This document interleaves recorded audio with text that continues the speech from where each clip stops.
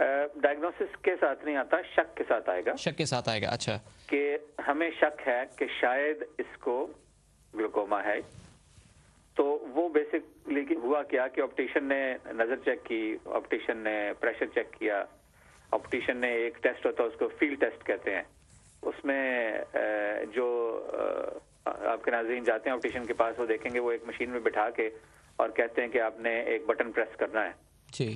تو وہ ایک طرح سے فیلڈ ٹیسٹ کا مطلب یہ ہوتا ہے فیلڈ ہماری جو ہوتی ہے جو حدود اربع ہوتا ہے جی اس کو ٹیسٹ کرتے ہیں اور نظر آبویسلی چیک کرتے ہیں. اس کے بعد وہ ان کو ذرا سا بھی شک ہو تو وہ ہاسپٹل بھیج دیتا. اب جب وہ ہاسپٹل آتے ہیں تو ہم پھر وہی سارے ٹیسٹ ریپیٹ کرتے ہیں جس میں نظر چیک کرنے کا ہوتا ہے، اس کا پریشر چیک کرتے ہیں، پھر فیلڈ ٹیسٹ ہم ریپیٹ کرتے ہیں کیونکہ جو آپٹیشن کے پاس مشین ہے وہ مشین اسکریننگ کرنے کے لیے ہوتی ہے اور جو ہمارے پاس مشین ہے وہ ڈائگنوسس کرنے کے لیے ہوتی ہے. تو اس لیے وہ زیادہ گہرائی میں جاتی ہے. پھر ایک نیا ٹیسٹ ہے جو کہ پچھلے 5-7 سال میں آیا، اس کو کہتے ہیں او سی ٹی. اچھا. آکولر کوہیرنس ٹوموگرام. وہ بجلی کی ریز سے جو ہے انالیسس کرتا ہے انسان کی آنکھ کا، آگے سے بھی اور پیچھے سے بھی. ٹھیک ہے. اور وہ بتاتا ہے کہ کیا اس کی جو پردے میں نروز ہیں، نیورونز ہیں، جو فائبرز ہیں، کہ ان پہ اثر تو نہیں ہوا پریشر کے زیادہ ہونے سے. اچھا. اور اس کو ہم پک بھی کر لیتے ہیں جب ہم فیلڈ کا ٹیسٹ کرتے ہیں. ٹھیک ہے. تو یہ سارے ٹیسٹ جب ہم کر لیتے ہیں اس کے بعد اگر ہم دیکھتے ہیں کہ جی اس آدمی کا پریشر 22 ہے یا سے 24 ہے لیکن نقصان کسی کو چیز نہیں ہوا تو ہم اس کا نام لے دیتے ہیں آکولر ہائپر ٹینشن، یعنی نظر کا زیادہ پریشر. اچھا.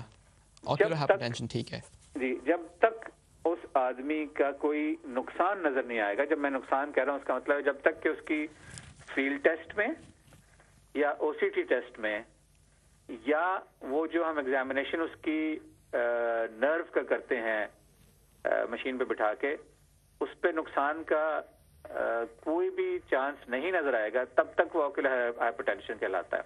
اچھا. اگر ان تینوں میں سے کسی ایک جگہ پہ ہمیں محسوس ہو کہ پریشر جتنا بھی ہے چاہے ہم نے اس کو کنٹرول بھی کر لیا پھر بھی نقصان ہو رہا ہے تو اس کو ہم پھر کنورٹ کر دیتے ہیں انٹو گلوکوما. اچھا.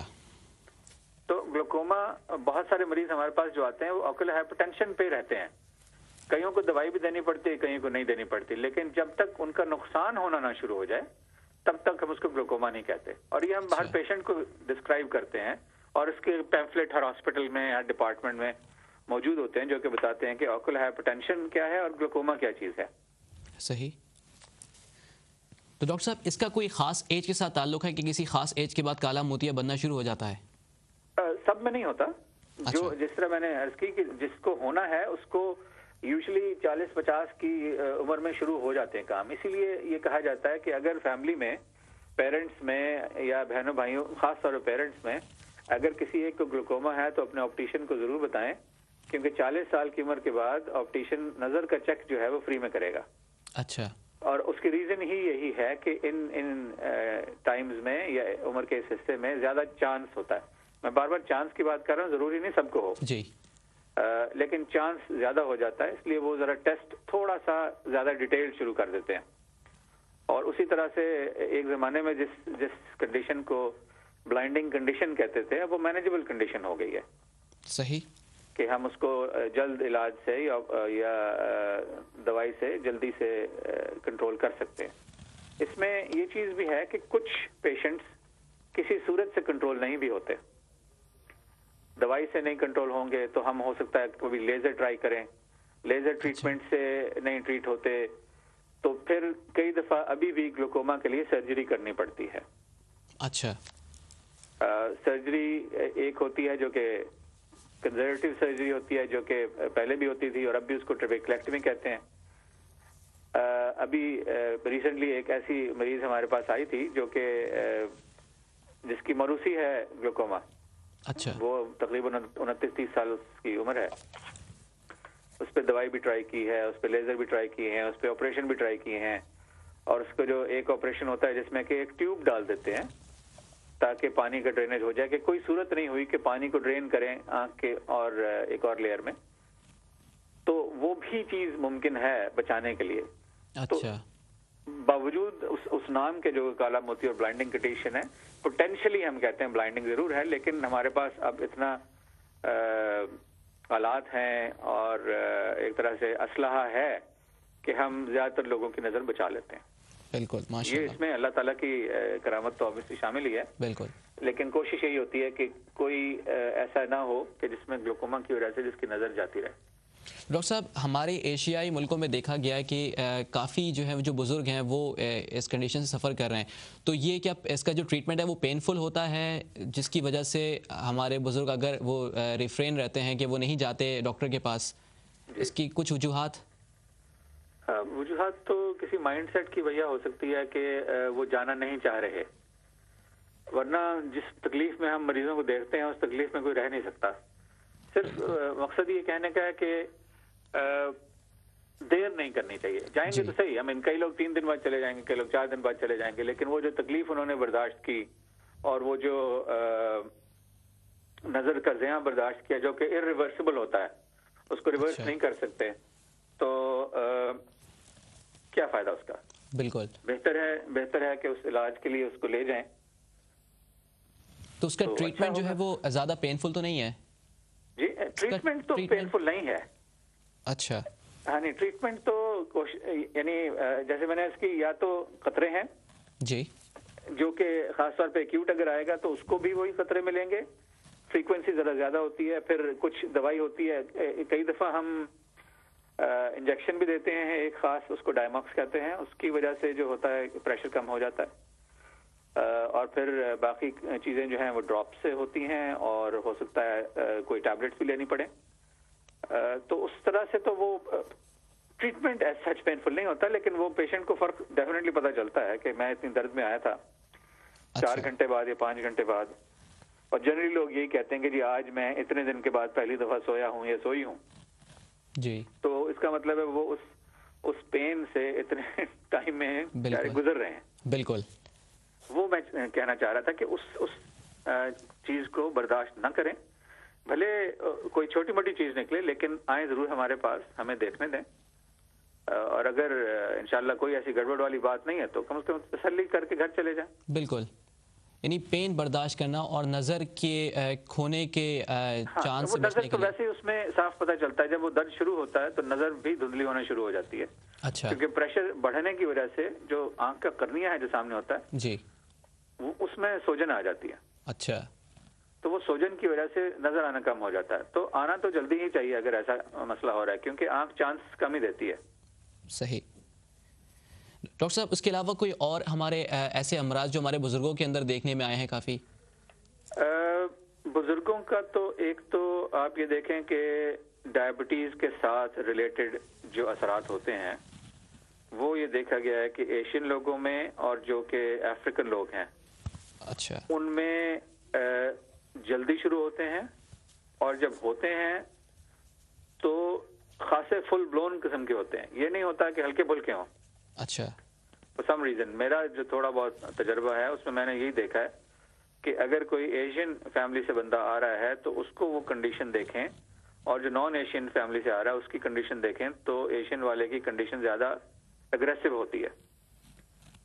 جیسے ہمارے ہاں موتیا جو ہے وہ لوگوں کو یہاں پہ رہتے ہوئے، انگلینڈ میں رہتے ہوئے بھی 55-60 سال کی عمر پہ ہو جاتا ہے. اچھا. جبکہ جو کوکیشن ہیں، جو کہ جن کو ہم لوکل یہاں کے لوگوں کو کہتے ہیں، ان کو 65 70 75 پہ جا کے شروع ہوتا ہے، کئیوں کو 80 پہ جا کے شروع ہوتا ہے. اچھا. اسی طرح ڈائبٹیز کا کنٹرول آپ دیکھ لیں، جو کنٹرول یا جو لیول آف ڈیزیز ہے، ہمارے جو پیشنٹس آتے ہیں، میں نے 40 42 45 سال کے لوگ دیکھے ہیں جن کو کہ اچھا خاصا ایڈوانسڈ ڈائبٹیز ہے. اچھا. تو جتنا زیادہ ڈائبٹیز ہوتا ہے، جتنا زیادہ بلڈ شوگر ہوتا ہے، اتنا زیادہ بلڈ شوگر کی وجہ سے نقصان ہو رہا ہوتا ہے. چاہے وہ آنکھ کے اندر نقصان ہو رہا ہے، چاہے وہ برین میں نقصان ہو رہا ہے، چاہے وہ کڈنیز میں نقصان ہو رہا ہے، چاہے وہ آپ کی جو نروز ہیں ان پہ نقصان ہو رہا ہے. لیکن دیکھا ہی جاتا ہے کہ جو لیول آف افیکٹ ہے جی، وہ ہمارے لوگوں میں زیادہ ہوتا ہے. یا سپوز یہ جینیٹک ہی ہوگا اس میں، بالکل، کیونکہ ایک ہی جگہ میں رہتے ہوئے دو لوگوں میں فرق، اس کا ایکسپوجر، تو اس کی کوئی وجوہات تو ہوں گی.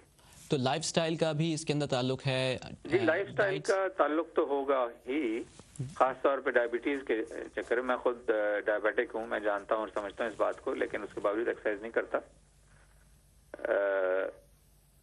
ہم لوگ ونس ہمیں ڈائگنوسس پتہ چل جاتا ہے، ہم کہتے ہیں اوہو کچھ ہو گیا جی مجھے، اچھا، اور موومنٹ بند ہو جاتی ہے، گھر میں بیٹھ جاتے ہیں، ڈپریشن میں چلے جاتے ہیں. جی، اصل میں یہ اس کا علاج نہیں ہے. اس کا علاج ہے کہ آپ اپنی زندگی جس طرح جی رہے ہیں اس طرح جئیں، اور جو تدارک کرنا ہے وہ کریں، پریونشن کریں. اگر فزیکل ایکٹیویٹی بڑھانی چاہیے تو بڑھائیں، دوائی کرنی چاہیے تو کریں.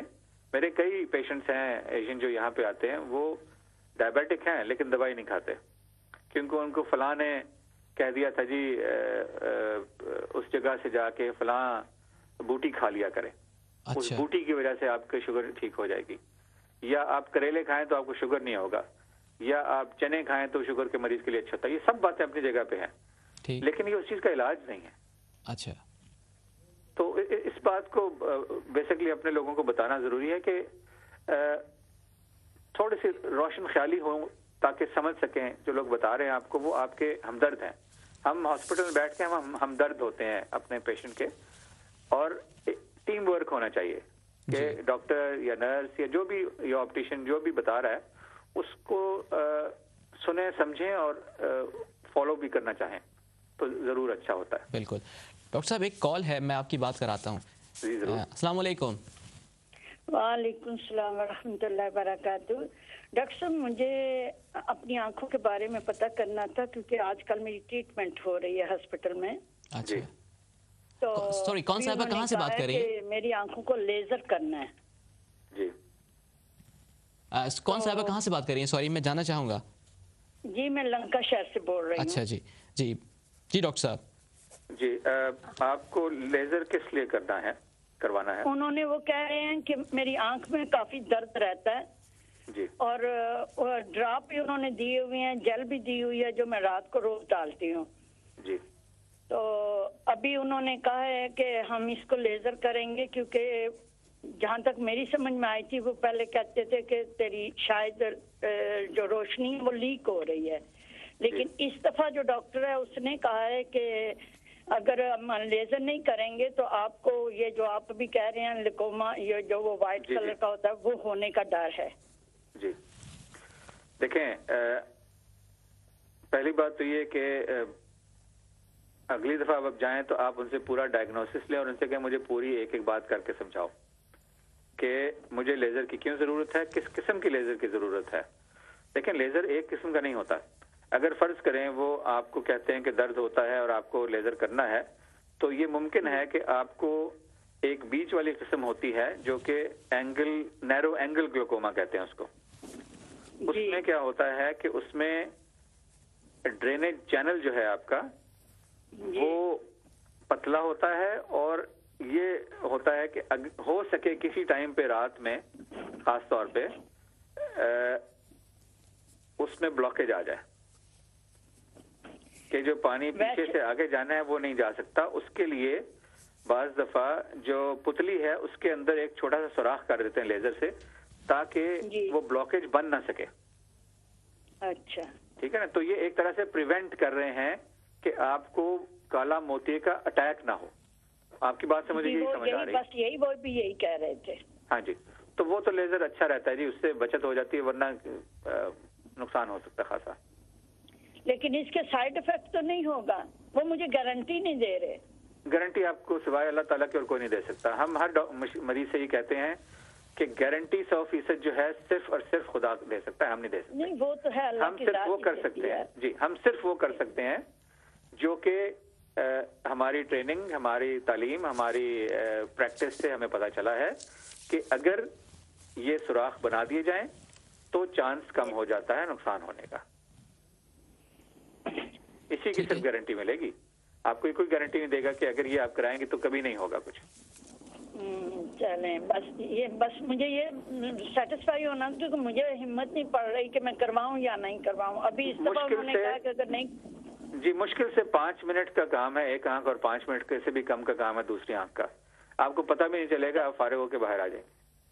तो ये इंजेक्शन देंगे या क्या करेंगे? और नहीं जी, सिर्फ कतरे डालेंगे आपकी आंख में, फिर आंख के ऊपर एक लेंस लगाएंगे और उस मशीन में बिठाएंगे, जैसी मशीन पे आपको टेस्ट करते हैं ना, जी जी, उस तरह की मशीन पे बिठा के आपको पता भी नहीं चलेगा। लेजर फायर होने की आवाज सिर्फ आपको आएगी, जैसे टिक टिक टिक टिक टिक टिक टिक, बस। अच्छा। उसके बाद आपको कहेंगे थैंक यू वेरी मच, ये दवाई डालें या ये कतरे लें या कुछ भी ना लें, और इतने दिन के बाद आके चेक करा लें। ये तो बहुत जल्दी हो जाता है डॉक्टर साहब, माशाल्लाह। जी, ये तो बहुत बहुत जल्दी इंशाल्लाह हो जाता है। बहुत शुक्रिया, बहुत शुक्रिया। अस्सलाम वालेकुम। अस्सलाम वालेकुम जी डॉक्टर साहब। जनाब, डॉक्टर साहब, तो ये बेसिकली ये जो लेजर मैंने जिक्र किया था जी, वो अगर ये ट्रीटमेंट नहीं कराएं तो पोटेंशियल है कि इनको वो क्लोज्ड एंगल वाला ग्लूकोमा हो सकता है, जो एक्यूट होता है। अच्छा। तो लेजर क्या करेगा, लेजर उस क्लोजर को ऑल्टरनेटिव पाथवे दे देता है कि ठीक है आप बेशक ब्लॉक करें, लेकिन हमने एक एरिया बना दिया है ताकि वो प्रेशर ऊपर बढ़े ही नहीं। ठीक है। इसके ऊपर कुछ लोग मानते हैं, कुछ नहीं मानते, लेकिन जनरली स्पीकिंग जो लोग ये कहते हैं कि ये कर देना चाहिए ताकि बचत रहे। डॉक्टर साहब, लेजर के कोई साइड इफेक्ट, जैसे कि खातून पूछ रही थी, ऐसे कोई खास साइड इफेक्ट? हर प्रोसीजर का कोई ना कोई साइड इफेक्ट होता है। अच्छा। देखना आपने ये होता है कि ये प्रोसीजर करने से अगले को फायदा होगा या नुकसान होगा। बिल्कुल। तो यू वे, आप उसको वजन करते हैं कि इसका वजन फायदे में जा रहा है, नुकसान में जा रहा है।